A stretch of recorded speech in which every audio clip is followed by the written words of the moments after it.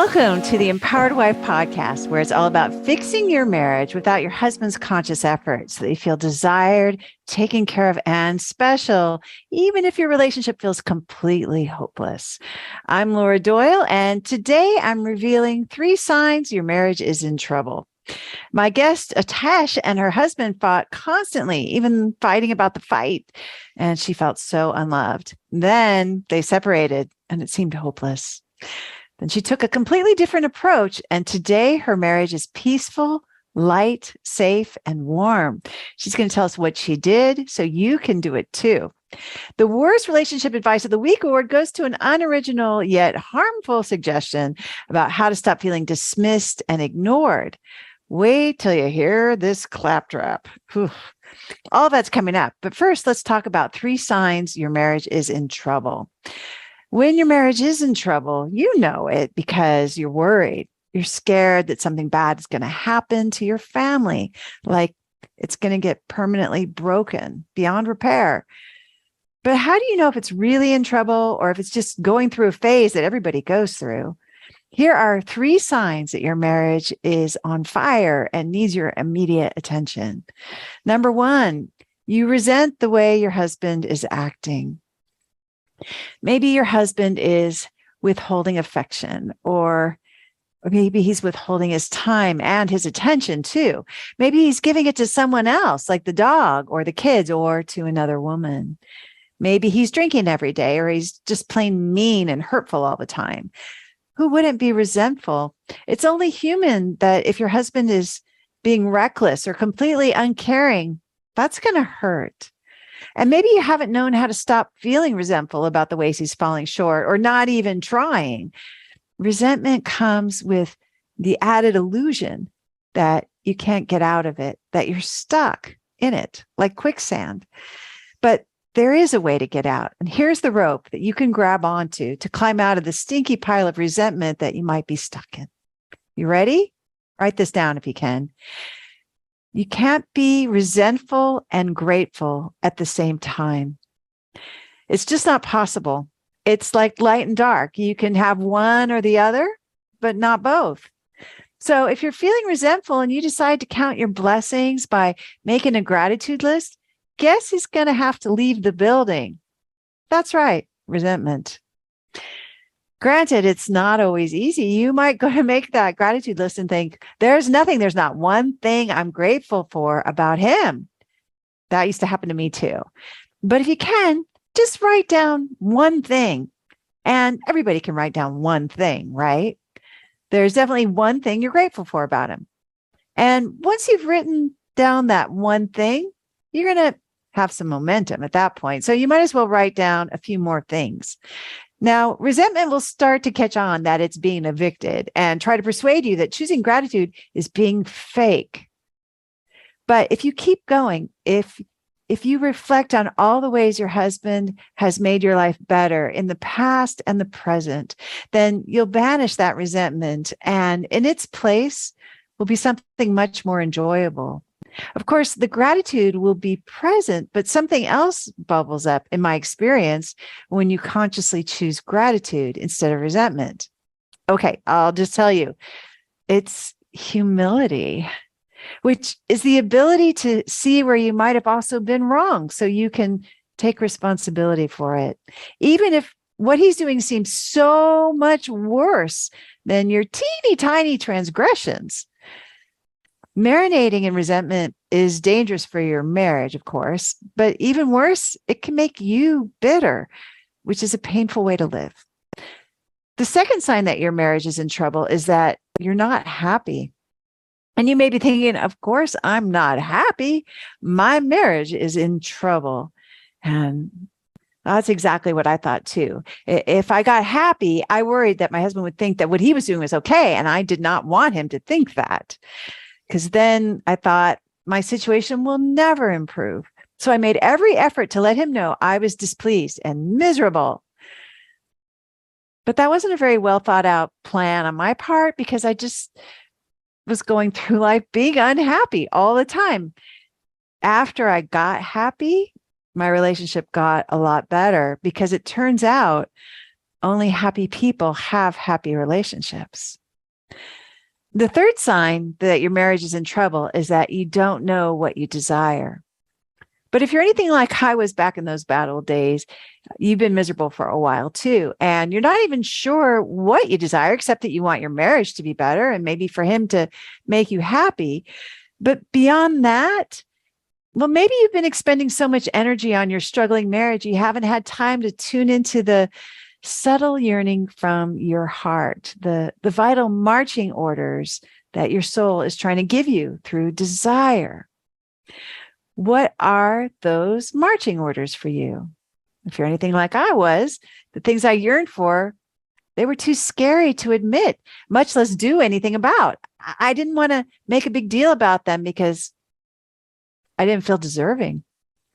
I knew I could suck it up and just make do with what I had. And that seemed safer than giving my desires the opportunity to germinate and spring forth. It was less scary to just exist than it was to honor my dreams. That's for sure. But it made me feel less vital, less vibrant. And it made my marriage harder and heavier because one of my husband's highest priorities is my happiness. He desires to see me get my desires. And by not knowing what they were, I was derailing the whole incredible system where he feels successful when I'm happy. Those are the three signs that your marriage is in trouble. And if you're wondering, well, what about him saying it's over or putting his attention elsewhere? Isn't that a sign that my marriage is in big trouble? And in my experience, those issues are very scary, but also completely solvable when you're tending to your own gratitude, happiness, and desires. If you'd like to be my guest on the Empowered Wife podcast and share about how you fixed a struggling relationship using the 6 intimacy skills, I would love to interview you. Just go to lauradoyle.org/podcast-guest to let me know that you are willing to make a big contribution to ending world divorce by telling your relationship story. I look forward to meeting you. That's lauradoyle.org/podcast-guest.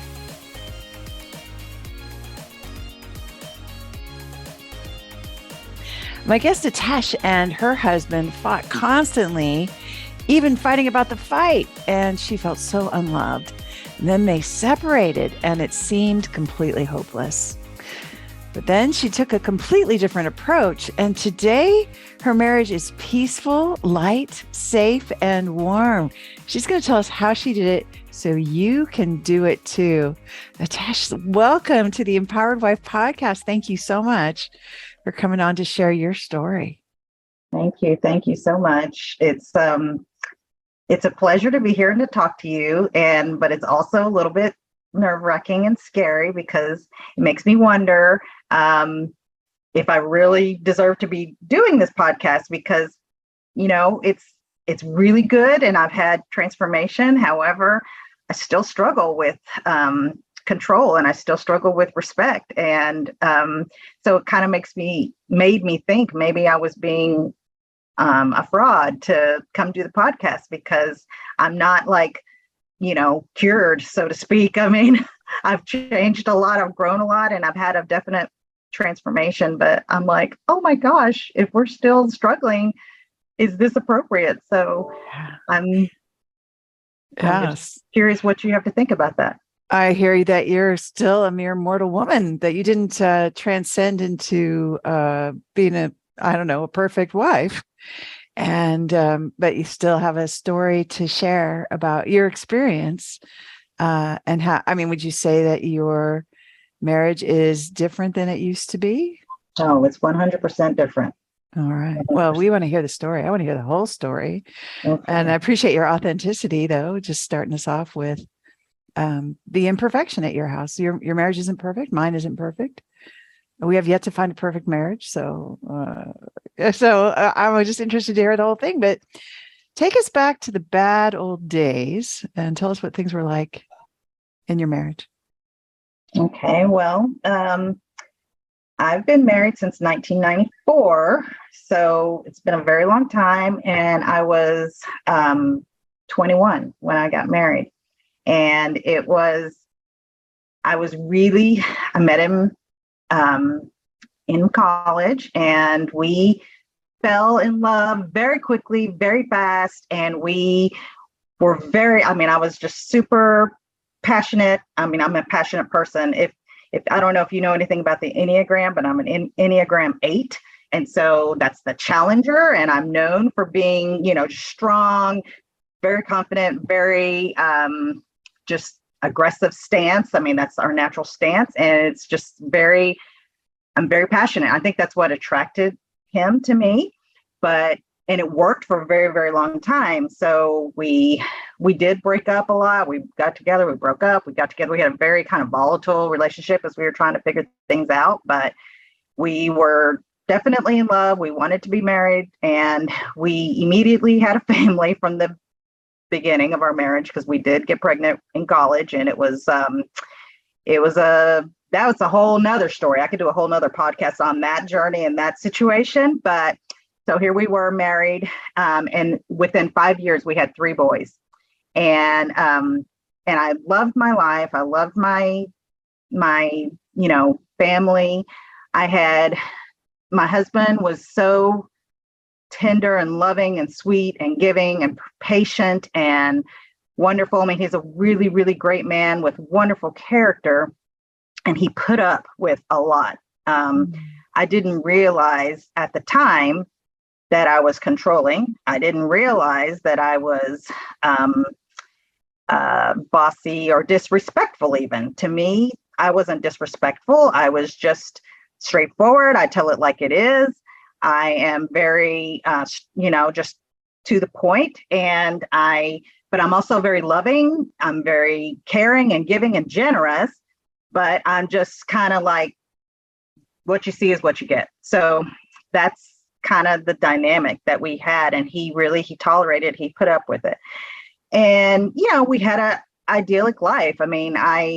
He gave me just about everything I wanted. I had the house I wanted. I had, I pretty much did what I want. I lived my best life. We were very involved in our church. We were very involved with friends. We had a huge friend group. We were leaders in our church. We entertained all the time. Our gifts, our hospitality. And so we always had parties, events. We hosted small group. We were just known for being like the party people and just the kind of the glue of our group. So it was a really wonderful time. We raised our boys when they got up and out. Oh, but let me say, we did fight a lot. There was a lot of fighting. And it was mainly because I was so demanding and so just controlling, basically, is what it all boils down to. And I was like, I drug him to many, many counselors, many. We went to, I don't know how many counselors. And I was always trying to get him to, see it the way I saw it. And it wasn't good. I couldn't accept that he saw things differently, or if he saw things differently. And many years he went along. So it was like, I thought, okay, we're in alignment. We see things the same. Everything's fine. As long as he did that, then it was good. However, when we became empty nesters, this was in 2017, we downsized. We moved into a smaller house, but it was on an acre. And so we had land, and it was a total miracle blessing. It had 2 extra buildings, a shop for him because he has many hobbies and he collects antique cars and he has many hobbies, like I said. And then I got a building, and it's a studio, and this is where I am right now. It's like my happy place. It's like perfect. I couldn't have asked for a better setup to have his and her buildings. All my girlfriends were so happy. So we just spend so much time over here. We craft together. We we hang out. It's just amazing. So it's really cute. Yeah, my husband and I remodeled the home. We did all this stuff to create this wonderful sanctuary. So it was really great. However, things started to kind of unravel a little bit because, as I said, here we are empty nesters.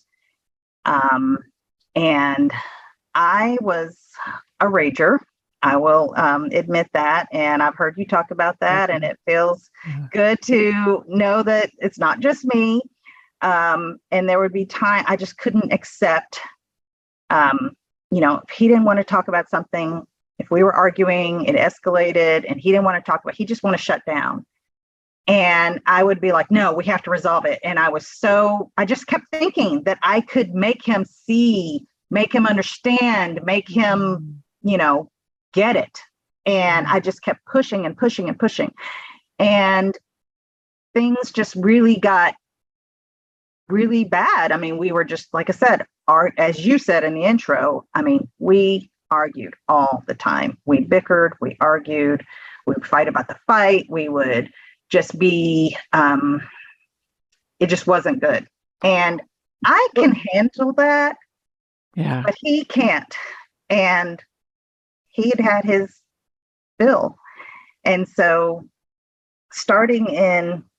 did you have a question you were going to ask? Well, I was curious what you guys would fight about. What were the topics of? I mean, it was just about me trying to, it wasn't really about me trying to make him do something, but if I wanted something a certain way, and he had a different, opinion, I didn't relinquish control. I couldn't, accept it. I just didn't, I was like, but I'm right. And you need to, come along with this. And so I can't even think of a specific fight back then to give you, but it was just, and then another thing, it was always kind of like about the way that I treated him. That's what he would say. That was one of his phrases that he would say. And he'd say, I don't want to be talked to that way. I don't want to be treated that way. This is not, this is not what I want in a partner. And I was just like, what do you mean? I mean, how am I treating you? I'm not treating you bad. I'm just saying what I think, what I feel, what I want, and to me, it didn't matter how my tone was. It didn't matter, if I did something wrong, like if I yelled at him or if I cursed or if I did something like that, yes, I knew that was wrong and I would apologize for it and I took accountability for it. But the whole tone or just saying it and not just letting things go, that was something that I didn't really know about. And also, in the meantime, we were also going to counseling. So like we did marriage counseling for a long time, but then it kind of came into individual because I realized that marriage counseling really wasn't working for us, because even when we were not fighting at the beginning of the session, by the end of the session, we felt icky and wanted to fight because here we are airing, the dirty laundry, bringing up the bad stuff that I didn't even think was a problem. And then it would come up in the session. And I just was like, this is no good. I don't even want to do that anymore. So we decided that we would just do individual counseling. So he had his, I had mine. And so while he was in counseling, and we had some other things that happened that really shaped how the demise of things, like a lot of people, I mentioned we had this huge friend group at church. We were leaders. A lot of people decided to leave our congregation. A lot of people from our congregation left, from our friend group mainly. And we found ourselves kind of alone. And it was very lonely. It was very painful. It was very, and we were still friends with them, but they just weren't there. And so, and there's many layers of the story there, but things were also changing with my husband. He was changing his views about, I found that we were no longer aligned politically. We didn't have the same opinions about some things religiously that we once had, or spiritually. And it was really hard for me to accept. And it was very scary. Mm-hmm. And I was kind of like, who is this man? Like, I just didn't understand why he wasn't agreeing with me the way we always had.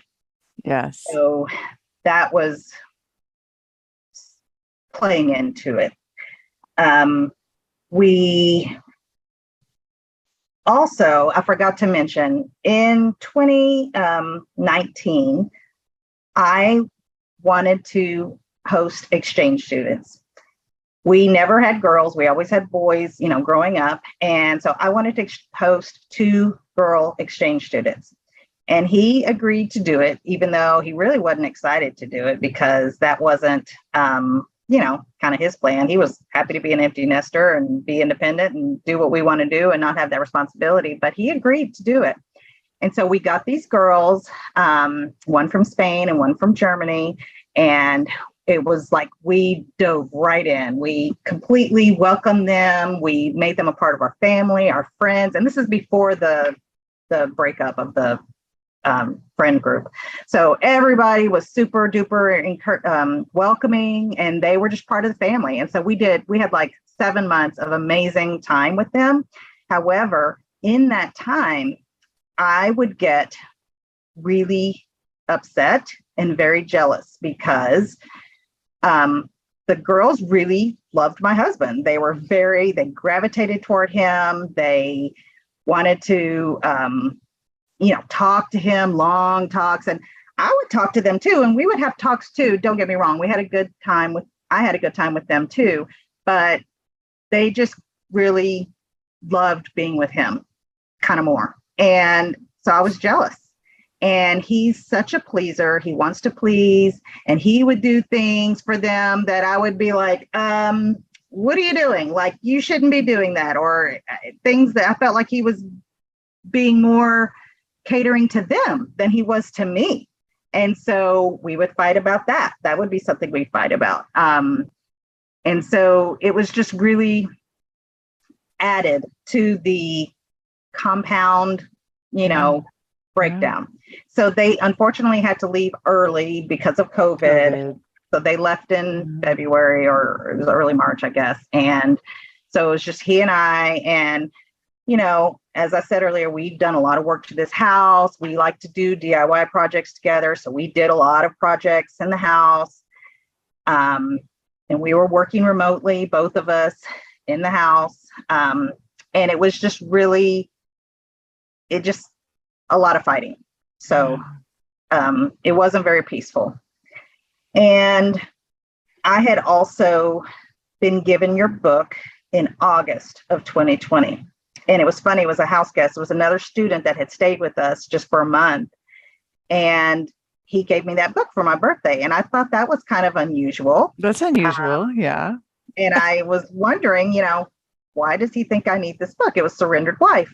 But I didn't read it right away. I looked at it and I thought, this looks good. And I'll tell you something. You thought it looked good? Surrendered Wife. You're like, good, but that'd be fun. I don't need that right now. Yeah. I don't know. I just didn't feel the need to read it. Okay. Because another thing is, there's another famous Laura that I have been a fan of for many years and listened to and read books. And there's a book that she wrote that is about marriage. And I think it's amazing. And I think it's true. And I try to follow it. And I want to, the whole premise is choose wisely, treat kindly. And if the wife treats kindly, then he'll be a great husband. And that's true. And that's the premise. But she doesn't give the specific how-tos. And so I was a fan of it, and I would spout out her words, and I would say things like, I don't know, it just seemed so easy, but yet it wasn't easy for me because I did not know the intimacy skills. So I didn't get into your book yet, but I had it. it was on my many stacks of books to read. And so the first separation happened, because we've had several. The first happened in September of 2021. And I had raged the night before I left out of town to go with girlfriends. And I apologized for the raging. And he said he forgave me. He seemed to accept it. But when I came back from my girls' trip, he said, I'm going to be going to stay with my parents or in his parents' house. His parents were out of town, so he decided he would stay in their house.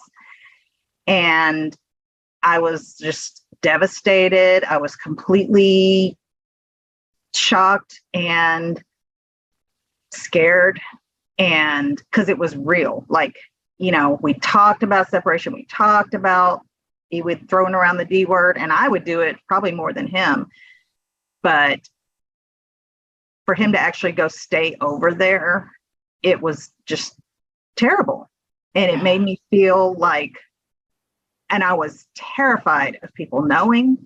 It was so humiliating and embarrassing. I didn't want anybody to know. I thought, I'm just going to fix this. I've got to, make this all better so we can go back to our life. We can go back to our perfect, happy life, even though it wasn't perfect and happy. But I wanted that facade. I wanted that look. And so he was gone for 3 weeks. So I joined Ridiculously Happy Wives. Oh. And I picked up that book, and I really dove in, I should say. Start getting on group calls, started experiencing group coaching. I was like, wow, this is so different. So different. I will tell you, it really was kind of a culture shock to me, because I'd never heard people talk like that. So sweet and loving, but truthful. I mean, I've heard people say the truth in love, but just the terminology, the phrases, what can I acknowledge you for, only saying wins in the beginning of the call, just things like that was just a whole new concept, and it blew my mind. And so I was kind of like, I'm not that sappy. Like, it felt really, it felt kind of like fake or inauthentic. Yes, to hear the coaches. I was like, are they for real? Did they really talk like that? Because everybody seems so nice and warm and bubbly, and just, like I said, I'm kind of a straightforward, tell it like it is kind of person. Right. Not that I'm mean or anything, but I'm not flowery in my talking. So it was a different experience, but I was desperate to fix my marriage. And no, I love this, so it sounds like it was pretty uncomfortable to be in those group coaching calls at first. It was strange. I just thought it's strange. Okay, strange. Okay, I like it. Yeah. It was not it's not like counseling, it sounds like. No, like counseling. It's not like counseling. Yeah. And I was just learning. And I also was doing some other coaching as well, some private coaching that I was able to receive through work. And it was a lot of talk like that as well. Oh, and so I'm learning. Double teaming you. Yeah. Yes. Okay. And, I've done a lot of work on the Enneagram. And so I'm learning about my work to do as an 8 is to be softer. I read some Brene Brown books about, soft front, strong back, open heart.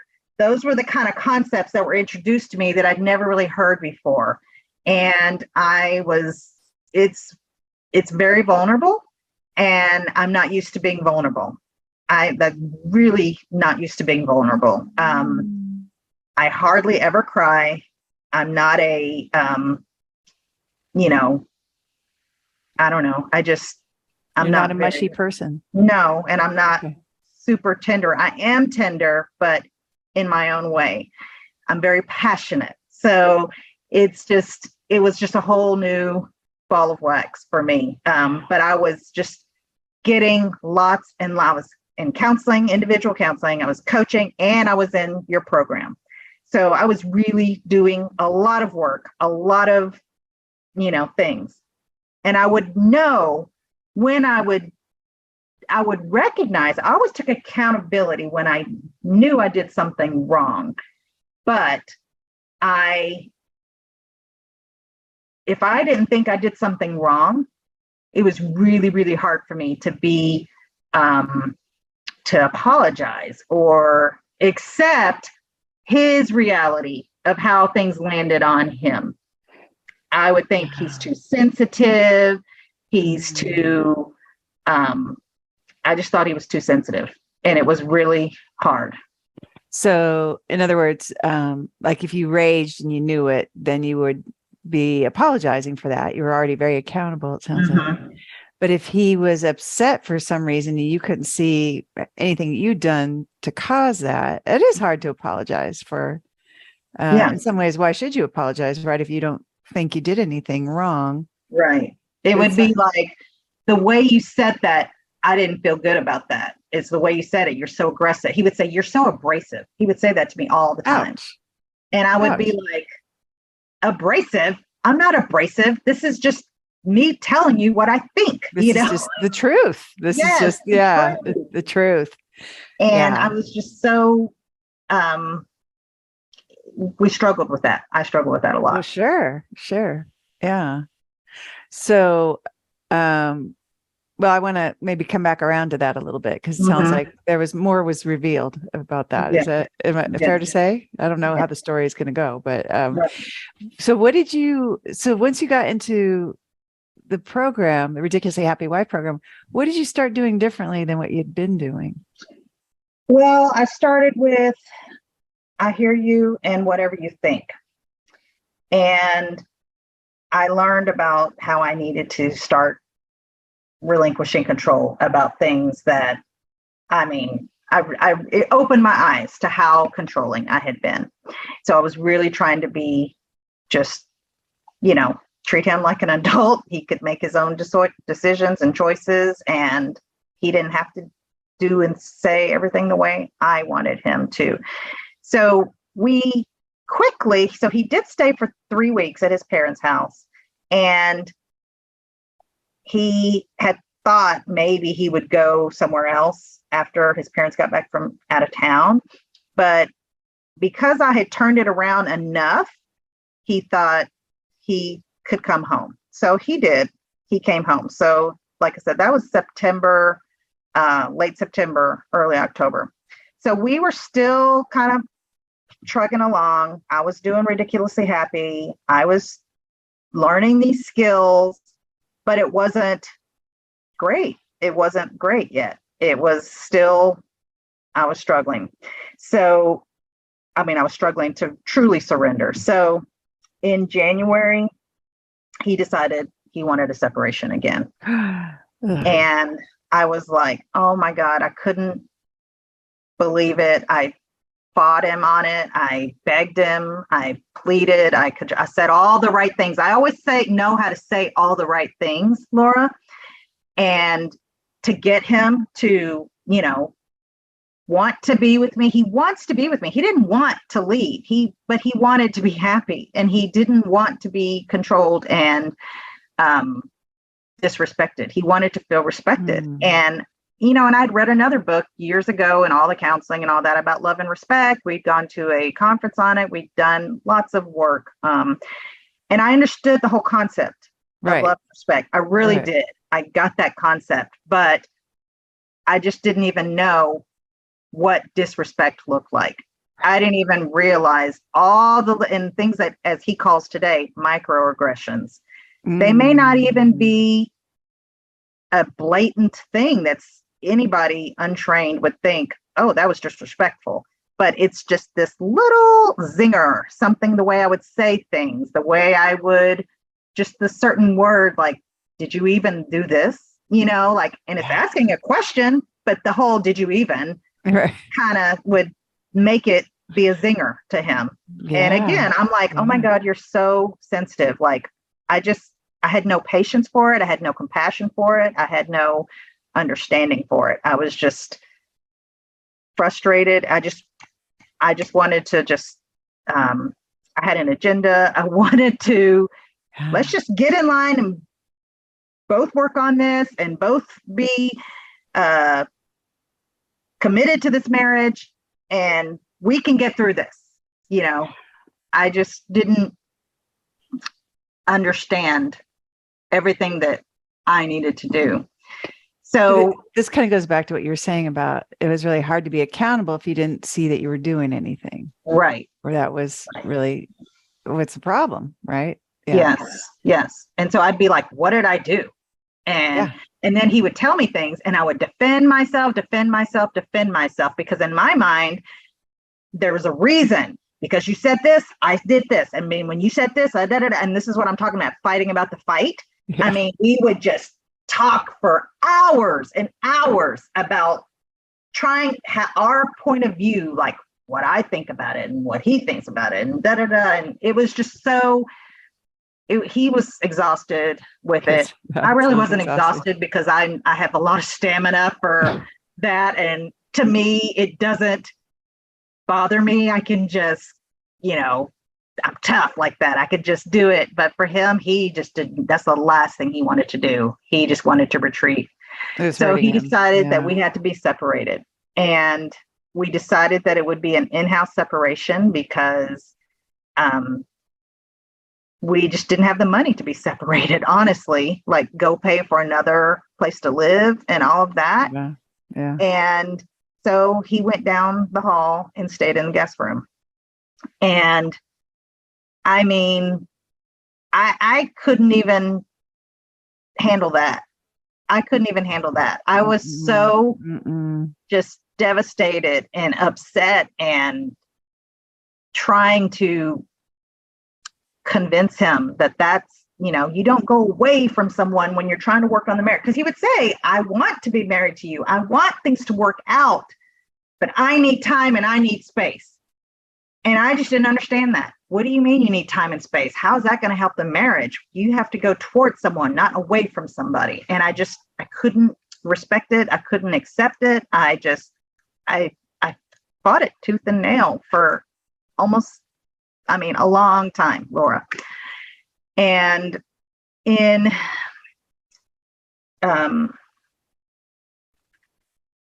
I would negotiate. How about 2 nights a week you stay in our room and we, spend some time together? And, because he wants to please me, because he's really a good, sweet, tender man, he would say yes. But so things would be great. We'd be, very loving, very affectionate. And then it was like for him, okay, the 2 nights are up. It's time for me to go back down the hall. And I'd be like, what? Why would you do that if things are so great? I don't understand. And I could not understand it. And it would just cause, remember how I said before, I wasn't a crier. Okay. During this time frame, crying all the time, just devastated, depressed. I looked into getting medicated. I mean, it was very, very terrible. It was a terrible, rough, terrible time, but I'm still doing this work. I was still doing the coaching. I was still doing counseling. So I learned about the Diamond program, and because I bought 2 sessions of private coaching when I was in RHW, and they talked to me about Diamond, and I was like, what is this? And so I investigated it, and I was like, I really want to do it, but I was just concerned about the money. I didn't know if my husband would go for that because we had these goals. We had also been working with a financial coach this whole time, trying to get out of debt. So we had all these goals financially that we were trying to achieve. And I just didn't think it was going to happen, but he agreed. And so I joined Diamond, and that was in February.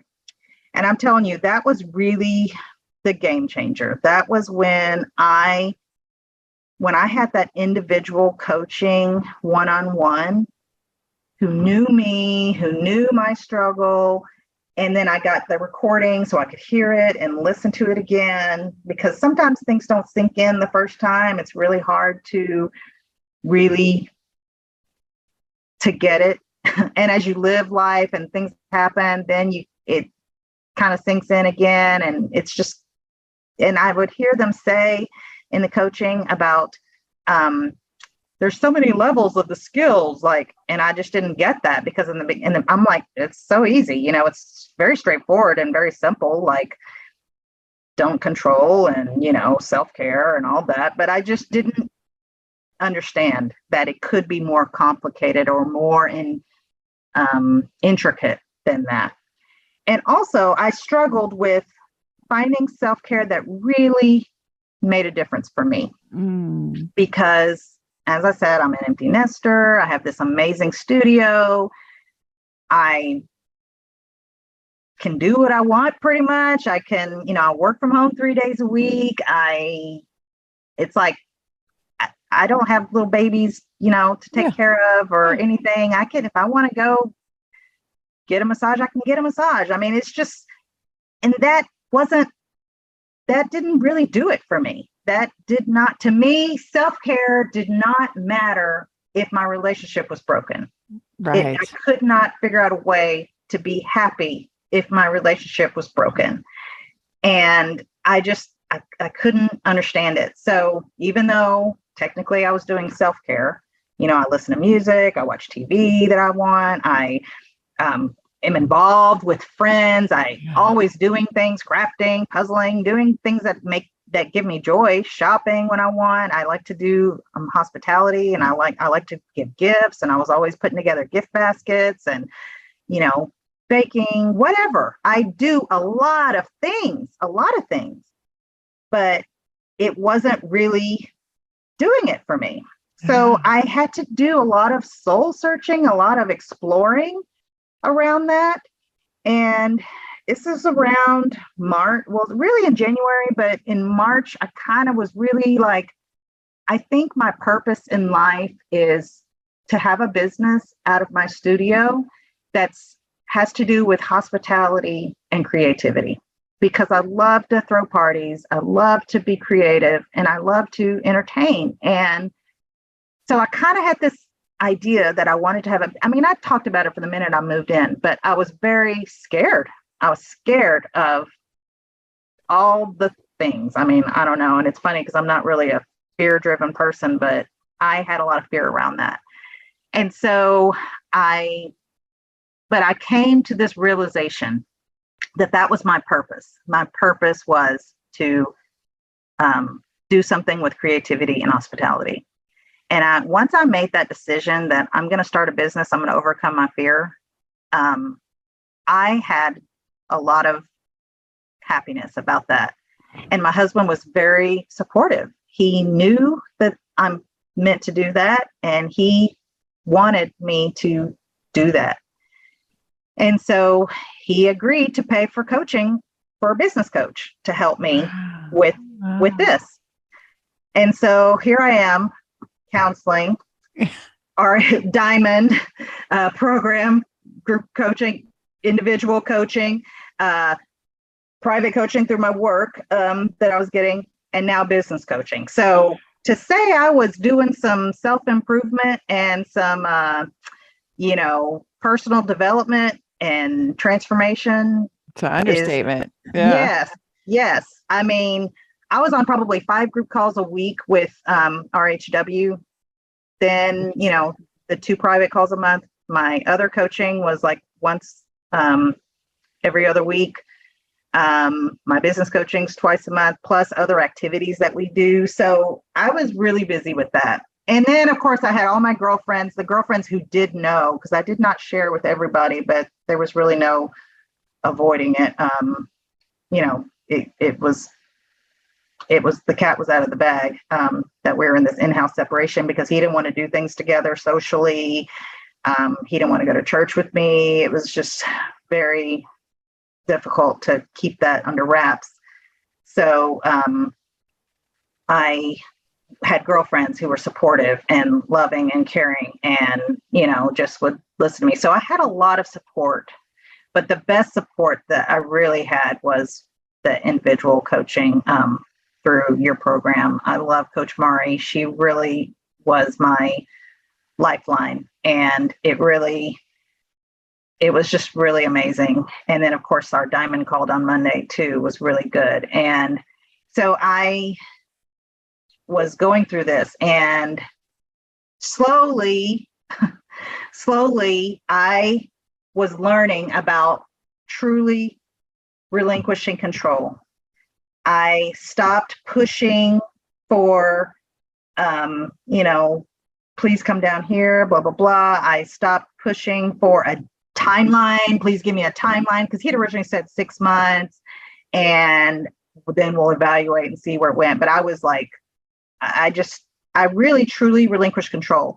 And one of the things that helped me was those 4 fear questions, because I was so terrified. And I really think that I thought I was going to lose everything. Like if we got a divorce, I would lose my house, my studio, my house, because we both want this house. We both are very invested in this property. He's got his building, I have mine. And I didn't even mention, he was doing construction in that building to build like a loft and a little living quarters, because he thought if worse came to worse and we did suffer or divorce, heaven forbid, that he could live out there. And then that way we could still both have this property. So he was actually putting things in place to create a separate living space for himself. Yes. Totally terrifying. It was. Yeah. And I couldn't be a part of it. Like normally I said, we DIY together, we do home improvements together. Normally he consults me about things like that, but he was just doing what he wanted to do. He wanted it the way he wanted it. He didn't want my input, my advice, my, hey, let's do this color, let's do that, and because in my mind, I was like, fine, he can do that, because eventually we'll rent it out, someone can stay there. And it's also, it's going to be a workspace and a place for his crypto. He mines crypto, and it was going to be a server room. So it was multi-purpose, but it did have a living quarter. So he was doing all that work out there, and it was really scary. It was but I would have these little glimpses of things that would give me hope. I remember one day I was crying and screaming and just being all upset. And he said to me, if you only knew, if you heard me tell my counselor, if you only knew how much I love you and how much I want to be with you and I want it to work out. And he put my face in his hands and he said, I love you. But I couldn't, I was kind of shocked, because in my mind, if you love me, you would not be sleeping down there. You would not be doing this. You wouldn't need time and space. I just couldn't accept it. It was very, very difficult. But like I said, once I got this, I discovered my true joy, my true purpose or passion was to have this business, and I had a goal to go forward. I could somehow relax. I could somehow just relinquish control of it. So wow. I did it, and things got better. So I became, more magnetized. He would kind of linger a little bit to talk to me more, or, 'cause obviously we'd see each other all the time. We're living in the same house, and, and we would have some time together. It wasn't like no contact, but it would get easier and easier. And then meanwhile, our sons don't even know we're separated. Like It was we kept that a secret from them, which to me, when I look back on it in hindsight, I see that was a really good sign. And I knew it was a good sign then too, because we didn't want to disturb them or put them into stress. If we weren't going to divorce, why tell them? And so, but I didn't realize what a blessing it was until it took me a while to really kind of see that. And our oldest son, who doesn't live in town, kept saying, when are we going to go on our family vacation? We've been talking about it. Let's plan this. Let's plan this. Let's plan this. And so I kept saying, I'm like, are we going to plan this? Because Avery wants to go. We need to plan. And so he was like, okay, plan it. So then I'm like, oh, so we're going to plan our family vacation. So that was another kind of like, that's a good sign right there. Yeah. And so he went out of town for work in May, and he had had his little 2 days in our room, before he left out of town. And so then he went out of town, and then he came back, and again, it was like 2 days. And then I went out of town on a girls' trip with my mother. And then when I came back, he pretty much was in the room. He hadn't left since then. You're kidding. Wow. And we never had a conversation about it. I didn't say, are we separated? Are we not separated? What's going on? Blah, blah. I just didn't say a word. I just received graciously. And so it was just becoming more and more safer for me. I felt more safer. I felt more relaxed. Then we went on that family trip in July, and it was pretty peaceful. I mean, there was some drama that happened with my youngest son. It was being very disrespectful because I taught him very well. And then I was like, you don't talk to me like that. And then I was like, okay, wait. And I actually shared with my boys the work that I'd been doing and how I didn't go into great detail, like, hey, we've been separated. And I still didn't tell them any of that, but I just told them that I've been working on myself. I'm trying to show up in a dignified way. And I said, I apologize for yelling, losing my temper, even though he was super duper disrespectful to me. And you should never yell at your mother. And I thought that was like the worst thing, but I actually apologized, even though I feel like he should be apologizing. It was really difficult for me, but I did. And so my oldest son was like, oh, I'm so proud of you, Mommy, for doing that. That's really good. And I want to create a new thing for our family too. And so we just really had a good family conversation. And I felt like I was teaching them and kind of, I don't know, trying to set the tone for how I wanted our family to be. Yeah. You're super humble and accountable in that moment. So I have a bad habit of speaking for him, and he finds that very disrespectful. And I'm really, really trying to learn how to duct tape and not speak for him and let him be his own person and say what he thinks and not assume that he thinks what I think. And so it was a little bit, there's challenges. So in the beginning of August, I was coming close to the end of my diamond program, and I was feeling I would get stuck. My biggest challenges were feeling resentful that I have to be the one to set the tone, that I have to be the one to apologize. And even if he doesn't apologize,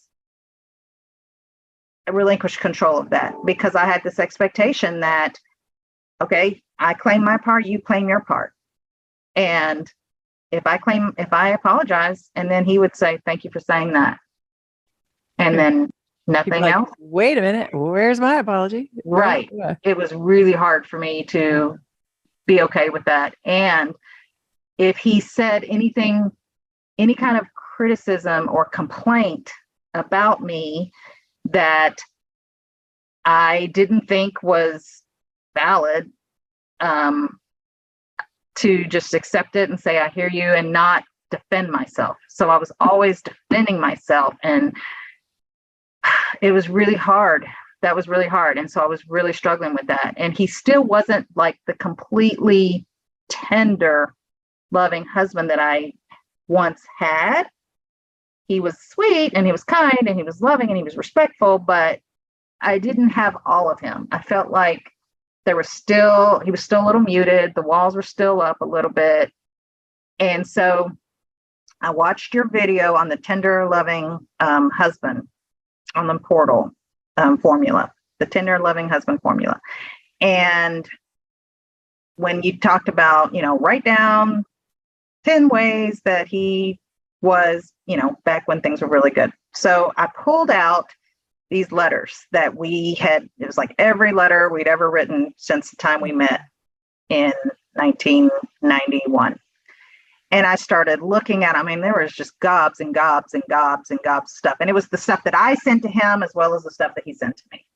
And it was very, very eye-opening, for one, to see and recognize how much this man has suffered at my controllingness. Even in my love letters, I'm like, you're going to wear this and we're going to go here. We're going to do this and da, da, da, da. I mean, I was just so, but I just didn't even see that was. You didn't know. No, I didn't. And there was a time when he had given me roses and, he had given me he'd given me roses, and I complained because I wanted something else. And I didn't know how to receive graciously. And he was expressing hurt in one of those letters. And he's like, spent a lot of money on that. And, we're broke college students. Like, how dare I be so ungrateful and just like a diva? Like, you were supposed to give me this, not this, and it was very, very humbling and it made me have a lot of compassion for him. And it made me have a lot of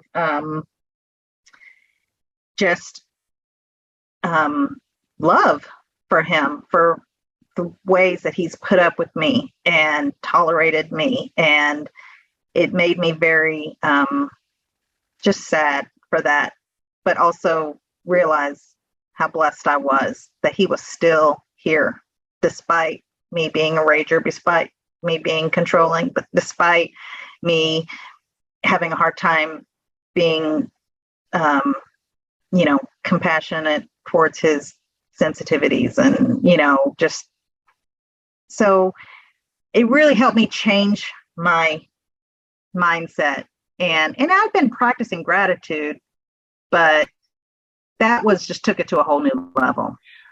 So when he came home that night, I was just like so loving and affectionate, and I shared with him kind of what I read, and I even apologized some more about how I was, and so that just kind of changed the game for us. And then in the meantime, we had this trip plan, this cruise plan that we were supposed to take in 2020 or 2019. I can't remember. That was finally able to reschedule, but like 5 months ago, he wouldn't even commit to going, but he finally was like, okay, we can go. So here we are planning this cruise to Alaska. And here I had this birthday coming up, and it was the big 50. And I didn't have any expectation whatsoever. And I was not happy about turning 50. It was really something difficult for me to process and accept.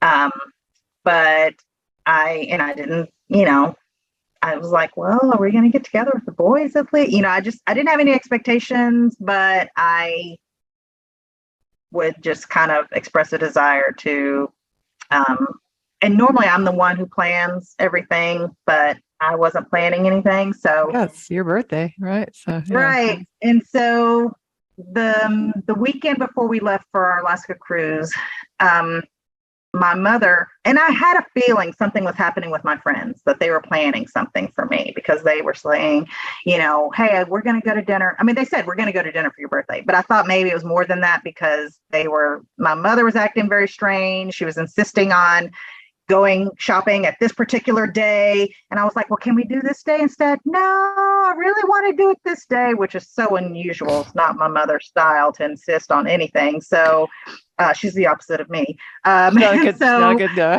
faker or liar. It sounds like. Right. So I was like, okay. So anyway, we came back. My mom and I came back from shopping, and there was a surprise birthday party, and all my friends were there, or a lot of them, because the party was going to start in an hour. They were like, okay, now you can get dressed. But the thing that amazed me the most was that my husband was a part of this party. I come to find out after, throughout the weeks later, they came to him and they said, because they didn't know how bad, if we were going to be, they didn't really know, because I kind of kept things a little under wraps, and I just kind of kept my marriage talk to my coaching. So I didn't really share that much. So they didn't know if he was going to do anything really. So, but they went to him and they said, we want to have a party. And he was like, well, I want to be a part of it and I want to help and I want it to have it here. And I want to cater this because this is what she likes. And I'll, pay for this. And I mean, so when I learned that he had been a part of it, and even though my friends were doing all the decorations and all that and everything, but he had a say. He was very invested in making it what he knew that I would like. For instance, he asked my oldest son, who was a former bartender, to curate a special cocktail for the event.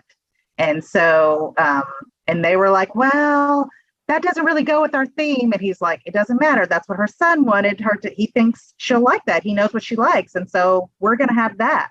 And just that he insisted on doing what he knew that I would like, that was just, that meant a lot. That meant everything to me. I was so shocked. And then during the party, he actually karaoke'd with me. That in itself is a miracle, Laura. If you could even know how big of a miracle that is, like this man doesn't sing in public. He would never get on a microphone and, we sang Summer Nights from Greece. It was so fun. Yeah. It was so amazing. It was just so much fun. It was like the highlight of my year. And everybody was saying, oh my gosh, y'all are so happy. Y'all look at the way he's looking at you. I mean, everybody was so happy for us because we had come so far. And then we left like a few days later for our Alaskan cruise. And we had an amazing time. There was no fighting, no bickering. I just went with the flow. It was really good, despite getting COVID, despite, feeling like crap. Everything was just really, really good. And so that's really, I hope I didn't leave out anything important thing that I wanted to say. Well, I still struggle with control. I still struggle with respect, but we're not separated. No, that's huge, isn't it? And it sounds like there is a lot of warmth. Well, you tell me there was a fight last night. Let's talk about that, right? I want to hear, can we talk about that a little bit? Like, yes. How is it different? Like, is he talking about separating again or? No, he does not talk about separating. He just withdraws and this is the biggest realization that I've discovered is that respect is so important. It really, as you say, it's oxygen for a man. And when he feels disrespect, he withdraws the love. He holds back and he's still who he is, which is great, but it's not easy for him to show up for me the way I want him to show up. So,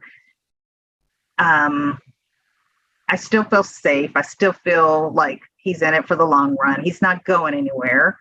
But it'll be, if I am disrespectful or something that he thinks is disrespectful, then it's going to affect the way he shows up. And, but he's not, threatening to go down the hall again or live in his, man cave or anything like that.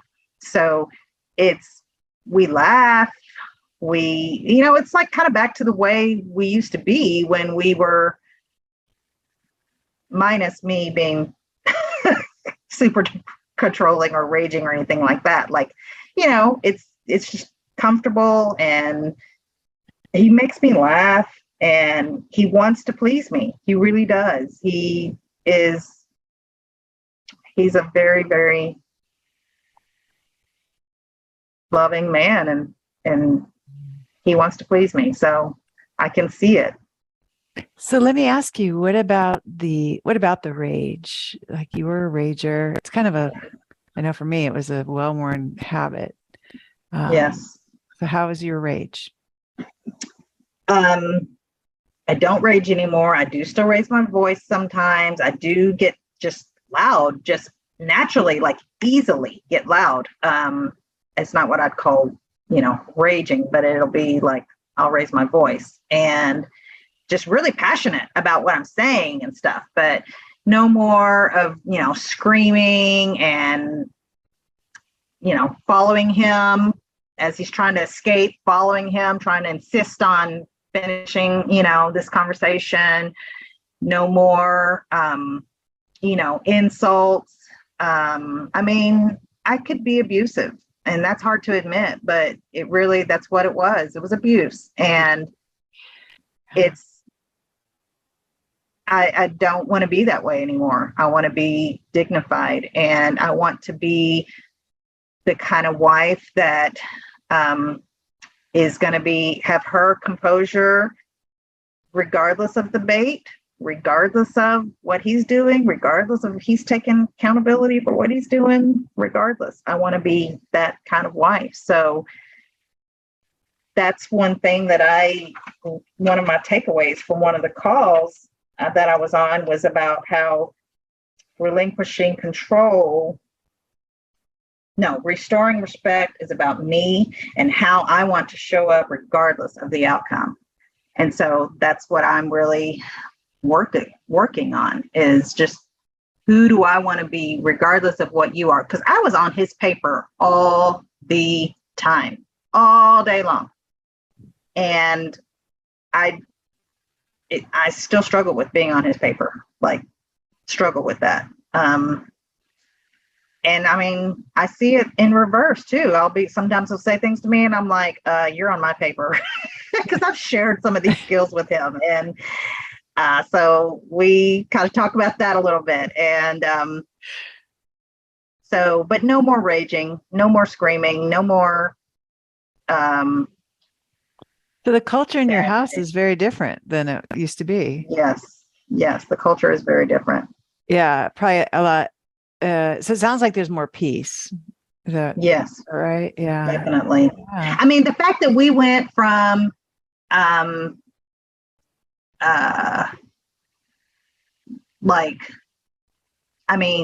was probably a streak, 45 days or something with no conflict, no fighting. That was really kind of a long record for us. It was a long record. I love that. And when there was the conflict, it wasn't super duper terrible, like the bad old days. Didn't escalate. Does this feel like a superpower that you have the ability to go 45 days without a fight or not rage?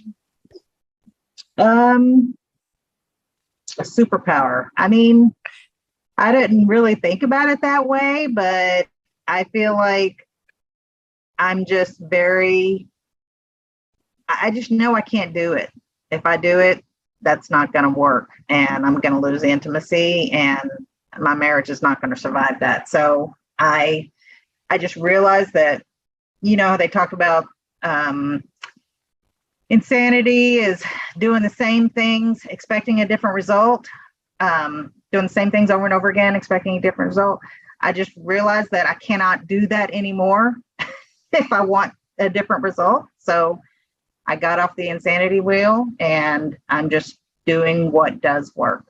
Yeah, I love that. Well, congratulations. I mean, I'm very impressed because I remember the rage didn't even feel like a choice for me. It felt like it just overtook me. It just used to happen.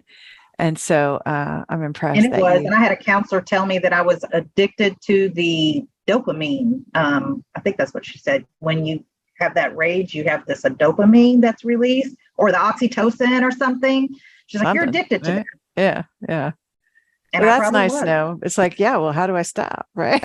I didn't know how to stop, but I do now. And it sounds like you do too, which, so I'm impressed by that. I give you all kinds of credit for being able to change the culture in your house by not bringing, by leaving that rage behind. It's a pretty big deal, Tesh. So congratulations on that. What do you think you would give as a tip to somebody who maybe is separated and doesn't want to be and is terrified, and she wants what you have now, where her husband karaoke's with her and goes on a cruise and there's no fighting for 45 days. What should she, what should she start doing? What's your best tip? Ask yourself those 4 fear questions, and the thing that you're afraid of the most, like, is it realistic that that's going to happen? And can you control it? And is it worth the loss of intimacy by trying to control it? That really helped me, because when I realized it wasn't realistic that I would lose everything. And then Mari said, how could you show up, or can you just show up as if it's going to work out? So basically fake it till you make it kind of thing. Like, just tell yourself it's going to work out, and just relinquish control of that timeline and his journey, what he has to go through. If he needs space and time, just relinquish control of that. Because when you can relinquish control of that, I think you become a better person. You become transformed, which is, of course, it's going to attract him to you and give him that freedom. Like, they're resisting your your resistance to what they want. So they're going to resist you. I don't know how to word it, but just got to let it go. Instead of putting out the fire with gasoline, you're just, letting it go. Well, I love that. I love that. And you're a great example of that. And it wasn't easy to figure out how to do that, it sounds like, but you did it. And it's kind of a big deal, right? A lot of people get separated, and that is the beginning of the end. But it wasn't for you. Yeah. So you fixed your family. You saved your marriage. It's pretty impressive. What would you say to Atesh if you could go back in time and tell her what you know now?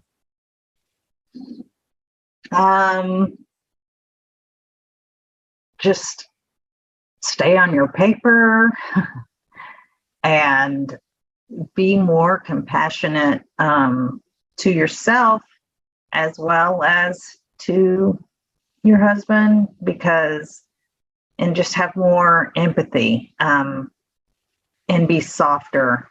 That's the thing that, if I'd known that way back then, if I could have learned how to be vulnerable back then and not like a bulldog, just insisting on trying to make things happen the way I want it, when I want it. Here's my motto. My motto was, I want it all and I want it now. That Queen song, that was my mantra. Like, I wanted it all, I wanted it now. I did not know how to relinquish control and accept that, things had a process, things had a time. And one thing that really helped me kind of turn things around is, Mari said in one of our coaching calls, maybe you do have it all. That was like this summer, and maybe you do have it all. And I had to think about that. And I was like, because in my mind, it's supposed to look a certain way, and it didn't look like that yet. So I just thought I didn't have it yet. But when I thought about that, I was kind of like, you know what? I do have it all. And I have unrealistic expectations of how it should be. And so I would just tell her, Atesh, from 20 years ago, I would just tell her to just chill out and not be so hard on yourself or him or others or your kids. I mean, I was very hard on my kids too. Yeah. So it sounds like Atesh is softer and more vulnerable now. Yes. Yeah. Beautiful. And how do you think it affected your boys that you went through this transformation? My oldest is the one that's the most vocal about things, and he's done a lot of self-improvement work. And so he's very, he knows the lingo and he talks about things, but he's really great. And we went through I didn't even touch on that, but we went through a period of time where we were estranged with him for 3 years. And so that's like a whole other story. And, but now, because we're no longer estranged and he's done all this work, and he's very, he's so grateful for our family. And all of my sons have said to me, I am so grateful for our family. Like, they feel very blessed and very grateful that they have, a loving mother and father who have been supportive of them. And they tell us that. And that's really amazing to hear. And it is very, it's amazing. It's really, I feel lucky. I feel really, really lucky to hear that from them, and to have that close connection with them. And, my oldest, who lives out of town, we talk every week, and he comes to visit, and we see each other, pretty good amount of time for him living out of state. And because he wants to come visit, and we, like I said, we went on family vacation in July. And so I just think that I think he's the only one who's really said anything about my transformation, and he appreciates what I've done. I don't know if the other two are going to say it, or see my transformation, but they do recognize that they're blessed. So, and they wouldn't have any of that, right? You did this. They wouldn't have those things you're describing if you hadn't gone on this journey yourself. So what an accomplishment, Atish. That's amazing. So I'm inspired. I really felt moved when you were talking about your son being so grateful for having two loving parents. It's a huge gift. What better gift can you give to your children, really? Yeah. So yeah, well done. Well, thank you so much. This has been inspiring. I know you started out by saying you're not perfect. Your marriage isn't perfect, but it does sound like it's wonderful. And I'm just impressed to get to hear all the details and all that you've accomplished. Well done. Thank you so much. Thank you. Thanks for having me.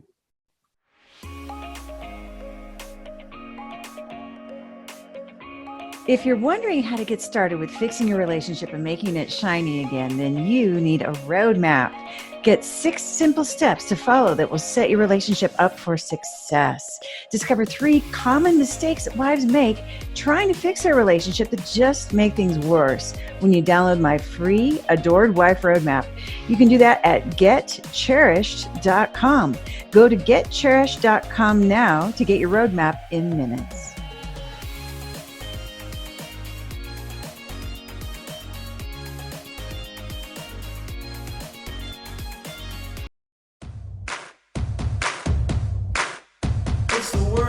Relationship advice.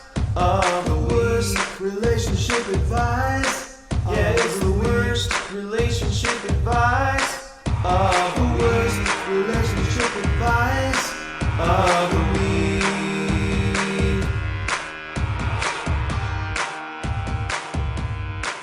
And now it's time for the Worst Relationship Advice of the Week award. And the advice that I find nauseating this week is from a well-known publication and was sent to me by a student who has a sharp eye for terrible advice. And as you know, sending me terrible relationship advice makes me feel all warm and fuzzy, thinking about how much you love me. And that love is coming right back at you. So thank you for helping me make the podcast so entertaining. I'm so grateful. This is your anonymous shout out for your contribution. So this advice is from an article about what to do if you're feeling dismissed so that you can finally be heard, which is so important. Here's what the article says to do, though. It says, quote, pick a time when you are both calm and talk about the larger pattern of behavior that you've noticed. The frequent, don't say always, looking at the phone, the mansplaining, the interruptions, or the lack of follow through. In other words, sit your husband down for a State of the Union address, criticize him, tell him how he needs to change, and then just wait for everything to get better. So, okay, first of all, who hasn't thought of that already, right? I think everyone has. And if that worked, Would we even need someone to advise us about relationships? I don't think so. But the next part is kind of an admission that this approach won't work. It's right in the article because it warns. At this point, they may get defensive. Yeah, well, they really might. Yeah, well, sure, they'll get defensive. But I mean, what mere mortal man wouldn't get defensive when you list all the ways he's a bad listener and kind of a bad husband, too, kind of maybe a bad person? I don't know anybody who's excited to hear a list of all the ways they're falling short as a husband. A better way to inspire my husband to become a good listener was to, first of all, stop saying annoying things like you mansplain, right? Stop saying things like that to him. That helped a lot. Blaming him and trying to improve him, that just never worked. Not once. No, he just ran further away.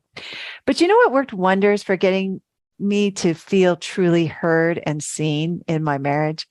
It was this. It was waiting for that moment when he was paying attention and then thanking him for being such a great listener. That worked wonders. Catching him doing something good got him fully engaged in the conversation and feeling mighty successful about it too. And I got to warn you, he didn't get defensive. But criticizing him for mansplaining, as this article suggests, it never got me those deep and tender conversations that I craved. Quite the opposite. I only felt more dismissed than ever. And who can blame him for dismissing someone who's just nagging again? That's not how I wanted to show up. It doesn't feel good. And for that reason, the advice to pick a time when you're both calm and talk about the larger pattern of behavior that you've noticed, it's the very, very, very worst relationship advice I have heard all week. Listen and subscribe to the Empowered Wife podcast. Next week, I'll walk you through the Adored Wife Roadmap. In the meantime, I hope you're having lots of fun. Today's fun fact is that for our anniversary, John got me a card that said, "It's great to be married to the best spouse in the world." And then inside it said, "Isn't it, dear?"